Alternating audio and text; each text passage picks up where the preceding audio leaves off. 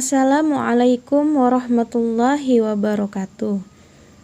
Kali ini Assalam akan menyajikan cerita tentang Isra dan Mi'raj. Isra dan Mi'raj terjadi pada tanggal 27 Rajab 621 Masehi, yaitu 3 tahun sebelum Nabi Muhammad SAW hijrah dari kota Mekah ke Madinah. Dalam kisah Isra dan Mi'raj, banyak sekali pembelajaran yang dapat kita ambil, yaitu terdapat bukti kekuasaan Allah Subhanahu wa Ta'ala serta alasan kenapa kita diwajibkan menjalankan ibadah sholat 5 waktu. Peristiwa Isra dan Mi'raj merupakan salah satu di antara mukjizat yang diberikan Allah Azza wa Jalla kepada Rasulnya, yaitu Nabi Muhammad SAW, sebagai wujud penghormatan dan pelipur lara setelah paman dan istri beliau meninggal dunia. Peristiwa ini juga sebagai penghibur setelah beliau SAW mendapat perilaku tidak bersahabat dari penduduk Taif. Peristiwa Isra dan Mi'raj terjadi pada tahun ke-10 kenabian. Kenapa Isra Mi'raj itu bisa terjadi?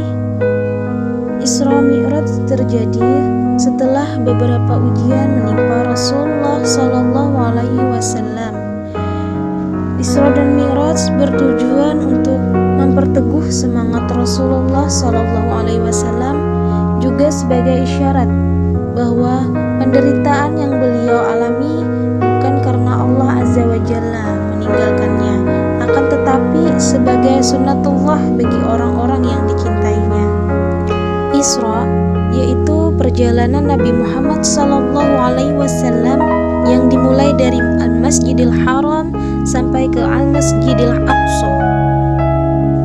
Mi'raj yaitu perjalanan Nabi Muhammad SAW naik dari Al-Masjidil Aqsa menuju Sidratul Muntaha, yaitu langit tertinggi. Dalam perjalanan Isra dan Mi'raj, Nabi Muhammad SAW diberi burak, yaitu seekor hewan putih yang lebih besar dari himar dan lebih kecil dari keledai.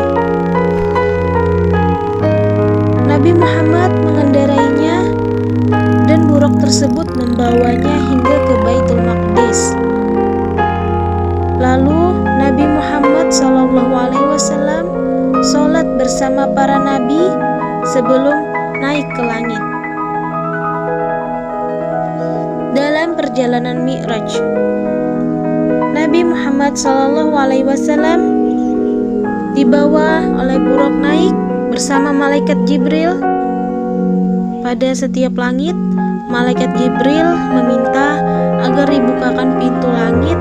Lalu ia ditanya, "Siapakah yang bersamamu?" Jibril alaihissalam menjawab, "Muhammad." Penghuni langit itu pun menyambutnya. Di langit dunia, langit pertama, Nabi Muhammad SAW berjumpa dengan Nabi Adam alaihissalam. Di langit kedua, berjumpa pula dengan Nabi Isa alaihissalam dan Nabi Yahya alaihissalam. Di langit ketiga, Nabi Muhammad berjumpa dengan Nabi Yusuf alaihissalam. Di langit keempat,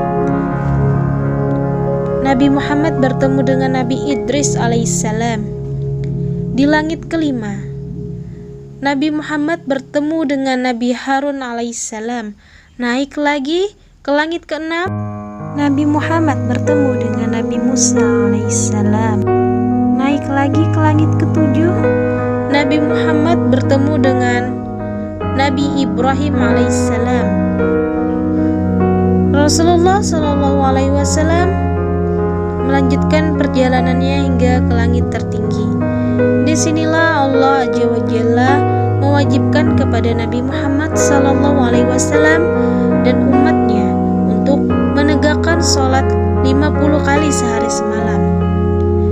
Akan tetapi, dalam perjalanan kembali dari Mi'raj, Nabi Muhammad bertemu dengan Nabi Musa alaihissalam. Beliau SAW ditanya, apa yang telah diriwayatkan Rabbmu atas umatmu? Allah alaihi wasallam menjawab, sehingga Nabi Musa alaihissalam meminta kepada Nabi Muhammad untuk kembali kepada Allah dan meminta keringanan.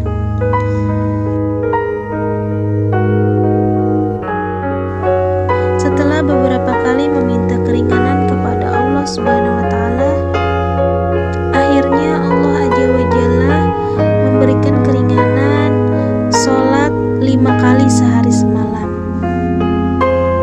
Sejak saat itu, sholat menjadi kewajiban untuk setiap muslim di dunia. Nah teman-teman, jangan lupa ya untuk sholat, karena sholat itu kewajiban yang diperintahkan langsung oleh Allah Subhanahu wa taala kepada Nabi Muhammad untuk umatnya, yaitu kita semua ya. Teman-teman, sholat merupakan oleh-oleh yang sangat indah yang diberikan oleh Allah Subhanahu wa taala kepada Nabi dan disampaikan Nabi kepada kita.